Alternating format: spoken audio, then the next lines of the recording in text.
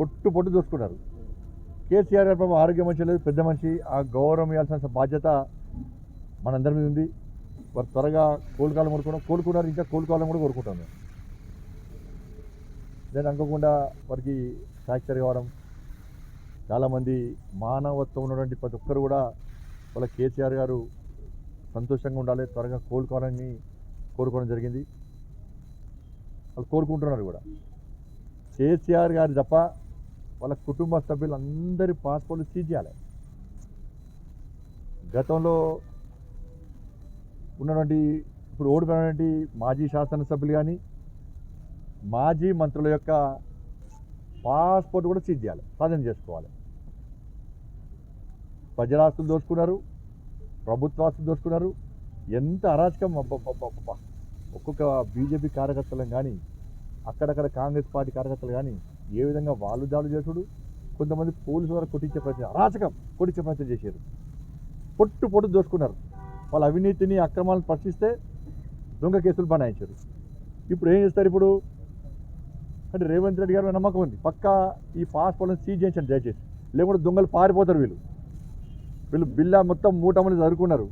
ఎక్కడ విచారణ ప్రారంభిస్తే తొందర దేశం వేరే దేశాల్లో మారిపోయే ప్రమాదం ఉంది.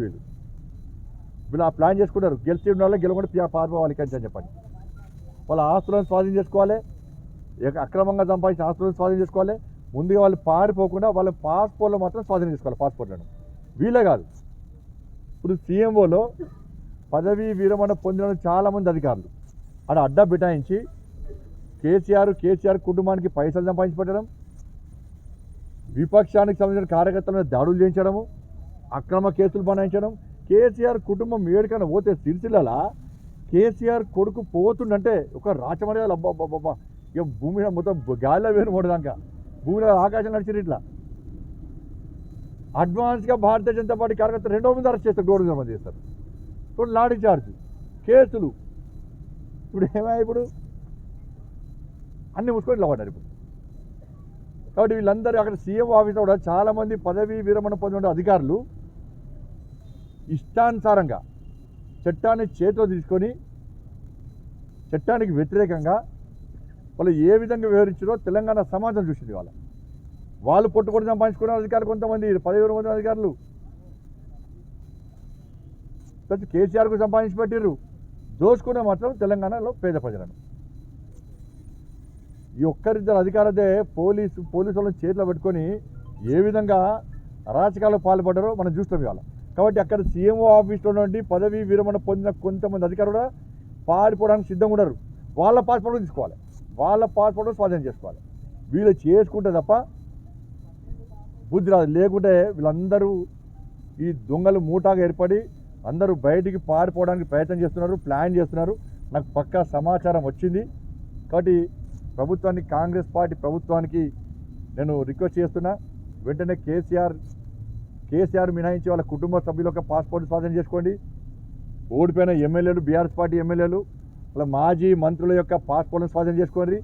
సీఎంఓ ఆఫీస్లో పదవీ విరమణ పొంది ఈరోజు అరాచకాలు పాల్పడి పొట్టు అడ్డగోగా సంపాదించి కేసీఆర్ కుటుంబానికి సంపాదించినటువంటి ఆ పదవీ విరమణ అధికారుల యొక్క పాస్పోర్ట్ను స్వాధీనం చేసుకోండి.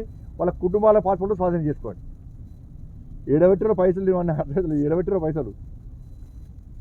ఇవాళ ఒక ఆయన అంటాడు, బంగారు పల్లెంలో పెట్టాట ప్రభుత్వాన్ని అప్పచెప్పారట. జీతాలు ఎందుకు ఇవ్వలే? ఫస్ట్ నాడు జీతాలు ఎందుకు ఇవ్వలే? బంగారు పల్లెంలో పెడితే పెన్షన్లు ఎందుకు ఇవ్వలే? మ్యాచింగ్ గ్రాంట్ ఎందుకు ఇవ్వలే? దళితులకు 3 ఎకరాలు ఎందుకు ఇవ్వలే? నోటిఫికేషన్స్ ఎందుకు ఇవ్వలే?